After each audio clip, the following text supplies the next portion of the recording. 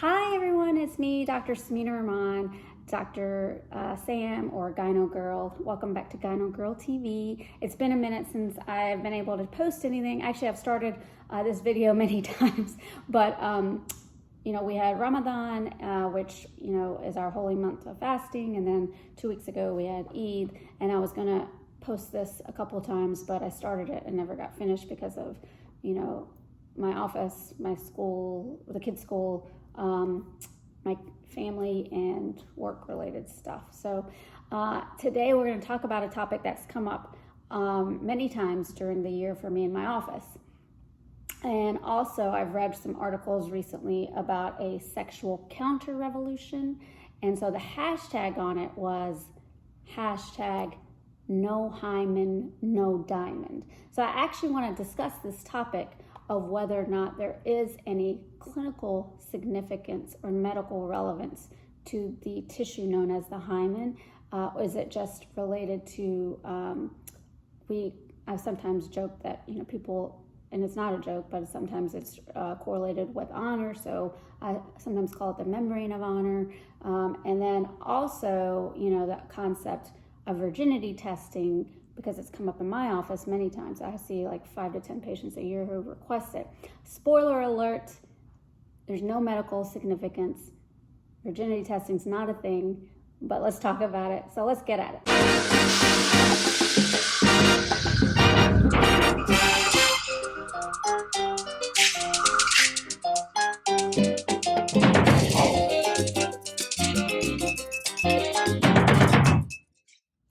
Okay, so first of all, I want to discuss why we're discussing this. And I think that, people are probably wondering, like, why is she bringing this up now? So number one is that, like I said, Ramadan just ended and we had our Eid. And previous to the pandemic, before we had shutdowns and social distancing, in my office, I used to try to bring together patients and family members for one iftar a year in my office. And so I used to like to host that. And an iftar is when you come together to break your fast at sunset. And so at the end of the iftars, I'd always have a question and answer session. And I'm a gynecologist in downtown Chicago, so people ask me questions about women's health. And 9 times out of 10, one of the questions that gets asked by one of the Muslim women that I'm enjoying an iftar with is, if I come to you for an exam, will you be able to tell if my hymen's intact? And that is a very common question that I get asked. It's so common that actually before the pandemic and when people were traveling more frequently, I would always have, I would say at least, 5 to 10 international patients come through, when they're coming through Chicago or, flying in for other reasons or flying in specifically. I'd have patients coming to me to, ask for quote unquote virginity testing or hymenal issues related to it. So my first thing I want to say before I delve into this topic is, there's no medical basis for virginity testing and it is not endorsed by any medical organization. And no, I do not perform them. But what happens is when a patient comes to me requesting these things, and they do, I don't ridicule them. I don't laugh them out of the office. I don't shame them out of the office. I don't tell them that they're being archaic or whatever the case may be. What I do is use this as an opportunity to educate, and I educate them on their anatomy, their reproductive parts, their sexual health. We do an in-depth exploration. I get a mirror out. I show them everything. I explain to them, some of the stuff that I'm going to talk about today, and it becomes a very educational moment for them. And a lot of patients go away from this feeling very good about their sexual health and their hymenal health or whatever you want to call it.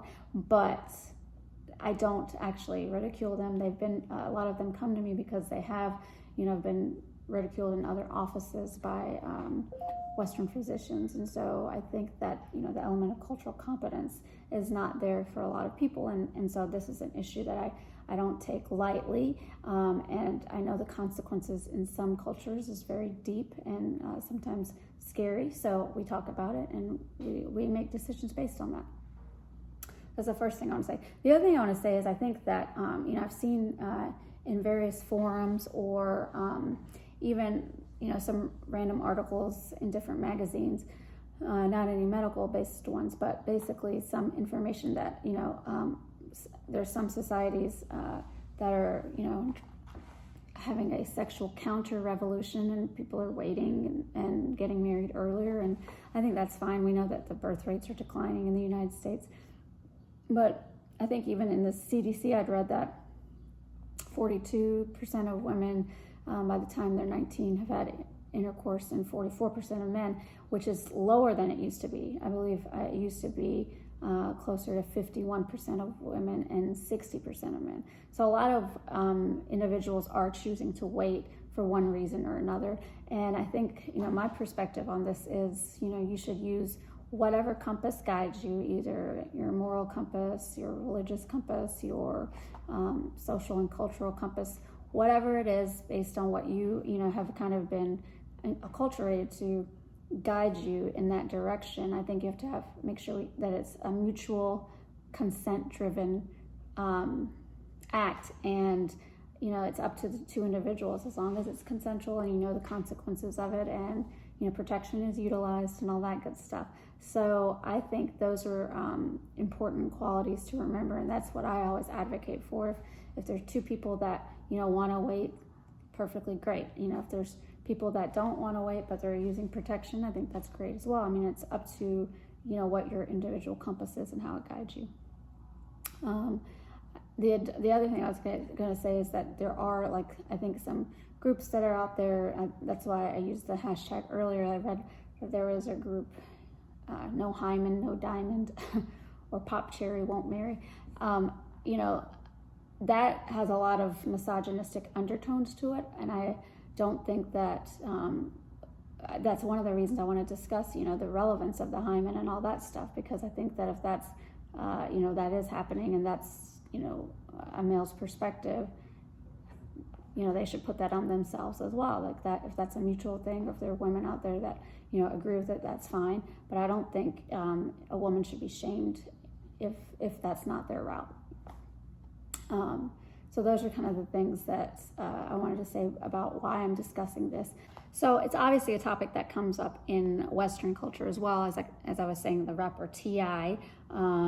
Came under attack a few years ago, maybe 1 or 2 years ago, because he said he was going to take his daughter in for virginity testing. So that was something that was brought to the forefront of social media and beyond. And so it is something that needs to be spoken about, and people need to be educated about it. And so that's what I'm here to do. So the first thing I want to discuss is what a hymen is. A hymen is a mucous membrane that is at the opening of the vagina, and basically it's a remnant of an embryologic tissue. It has no medical or physiologic purpose that we know of. And so it is, it can be like around like a clock-shaped tissue. It can be thick, it can be thin, it can be stretchy, elastic. It can have some abnormalities from birth, so congenital anomalies, and those are the ones that most of us, general gynecologists see. I actually pay pretty good attention to the hymen in my office because I deal with a lot of sexual dysfunction, so I pay attention to it a lot of times. That's why I can tell you, over half the women that I see that are actually sexually active still have a pretty good intact hymen, and that's why, again, trying to figure out if someone's had vaginal penetrative sex and whether or not their hymen is intact, they don't correlate. But let me talk about the medical abnormalities that you can get from from birth related to the hymen. So this is a photocopy from Netter, which is our anatomy textbook that we use in medicine. And so here is basically where your labia minora is. This is the opening of where the vagina is, and this is an abnormal hymen, and it's shaped like in annular fashion. So we call it an annular shaped hymen. This is a cribriform hymen, so it has a little bit of punctations but doesn't have a full opening.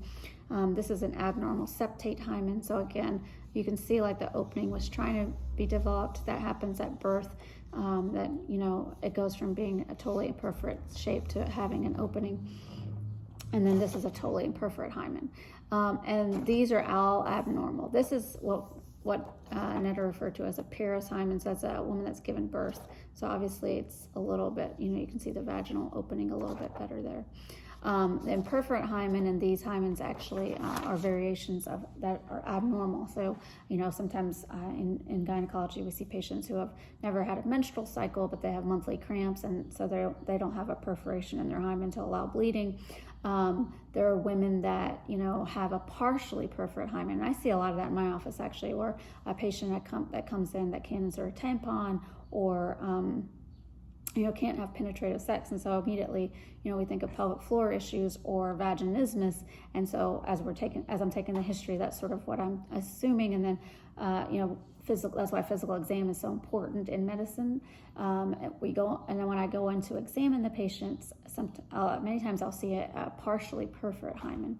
So there's enough of a perforation to allow blood flow, but not enough of a perforation to allow, a vaginal exam or a speculum or intercourse or anything, or tampon or anything like that.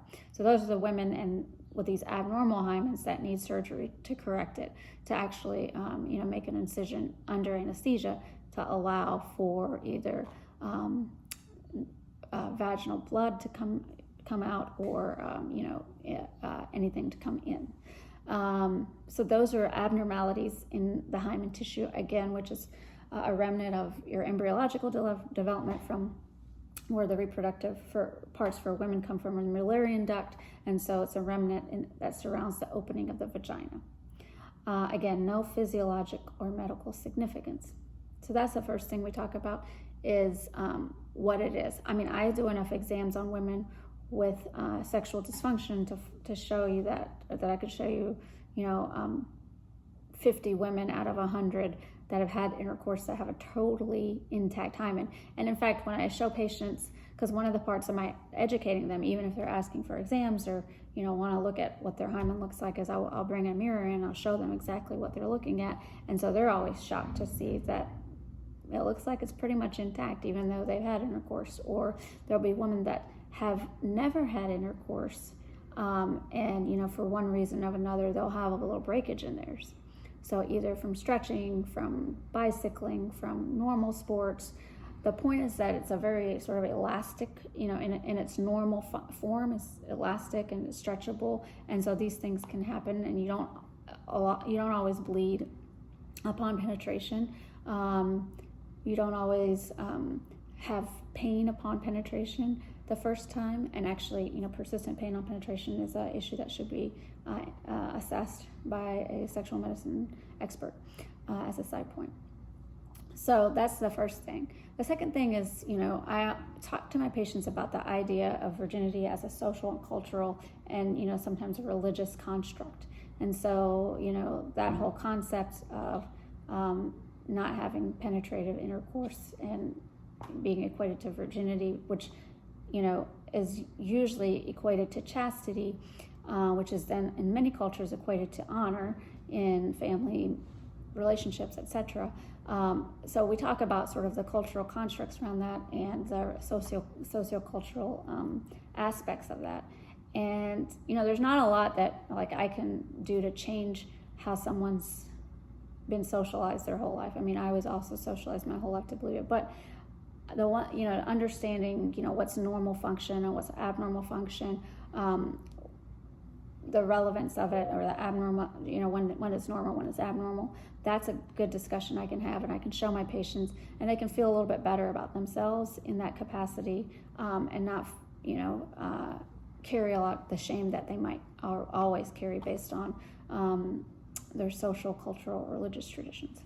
Okay, so now you kind of have an understanding of what an abnormal hymen is, what actually a hymen is, what an abnormal hymen is, etc. The concept of virginity testing has come up in the West, like I described, that the rapper T.I. had made headlines for it. There are different subsets of cultures, religion, etc. that, requested. And internationally, virginity testing is something that has occurred in a large variety of different countries in the developing world.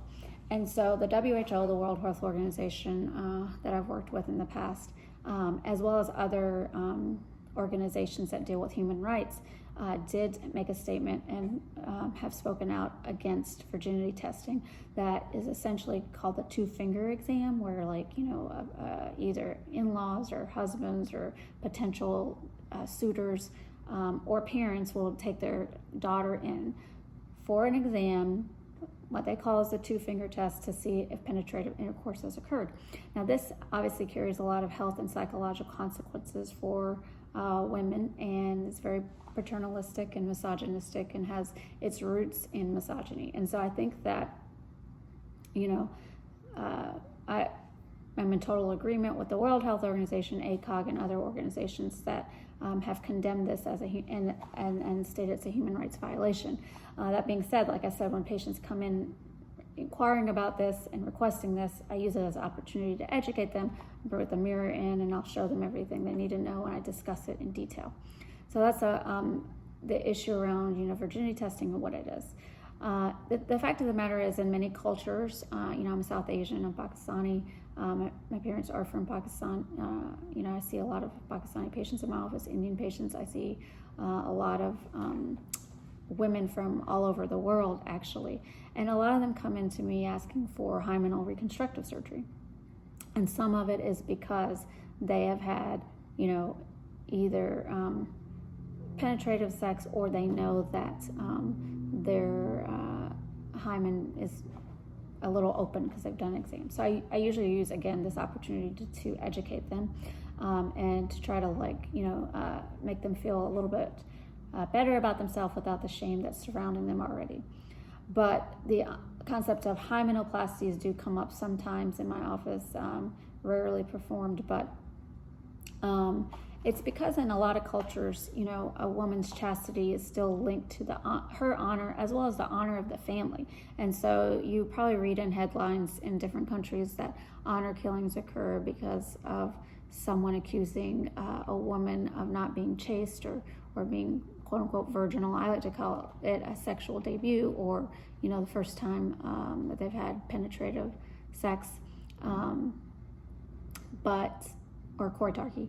But I think that this accusations that occur can really damage the woman's reputation among her family, and unfortunately this leads to these honor killings that you sometimes will read about, which are on the decline, I think, but they're still there, unfortunately, because of the way that we still teach about women's sexuality.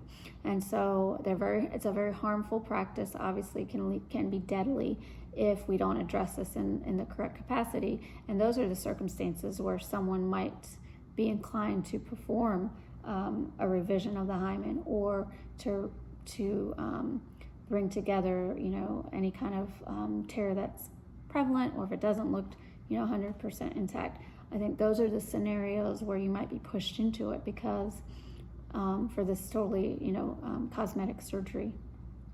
And it's something I don't take lightly. I know that this is something that is very embedded in the culture, so I think that it's something I discuss with my patients, and we have elaborate discussions around it and make a decision together. But this is why it's important to shed light on what the hymen is and its lack of importance, to be honest with you, unless of course you have a defect, a congenital defect in the hymen. So that's another issue that I think is worth addressing, again, because of our historic context of, in many cultures, the chastity of a female being linked to her family's honor, and it can be deadly. So I think it's worth talking about and potentially addressing based on that. So the last thing I want to discuss is what to do if you are the physician, the clinician, the sexual therapist, the physical therapist, the med student, the resident, whatever the case may be. If you're that individual that a patient comes to and asks you, can you do a hymen test on me, or a virginity test, or two-finger test, whatever the case may be, whatever they describe it as, what is your response going to be? Are you going to ridicule them out of your office? Or are you going to discuss it with them in a way that validates them? And so of course I'm gonna, I hope that you do the latter, which is to validate their concerns, to understand, their cultural and religious or social upbringing, and then to discuss their anatomy. And I can tell you that 9 times out of 10, when a patient comes into my office and, comes in thinking that they want to have, a hymenoplasty or whatever the case may be, they leave feeling a little bit better about themselves, and most of them not wanting it. But I also can tell you there are many patients that, have many of these beliefs really fixed and indoctrinated, like many of us do, about our cultures and our religions and social upbringing. And so their thoughts don't necessarily change, but they have a better understanding of sexual health, anatomy, and reproductive health. And to me, that's a win. And I should hope that for the rest of you who might be listening, who are in the situation that I'm in, where I see these patients in my office, and you'd feel the same way. If you're the patient watching this, I hope that you've learned a little bit about the extent of, what it means to have this testing done, and, the type of provider that you can find that might be willing to have the discussion with you.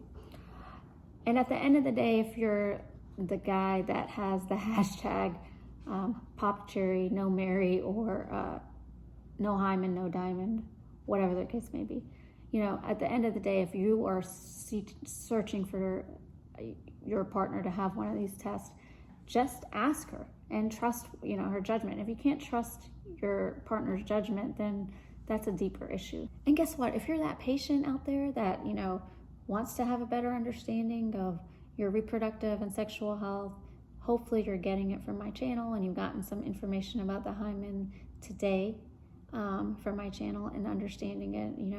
I am more than happy to take more questions and explore other issues around this. If you have them, please leave them for me.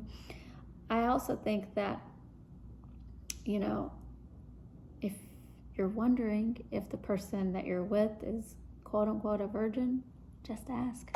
I think that if you're wondering if, and again, that term is a very archaic social cultural term, but if you're wondering if they've had penetrative vaginal intercourse, which is essentially what you're wondering, then you should just ask, because if you can't trust the person you're with or trust what they're saying, then I think there might be bigger issues at hand, to be honest with you. But that's just my personal opinion.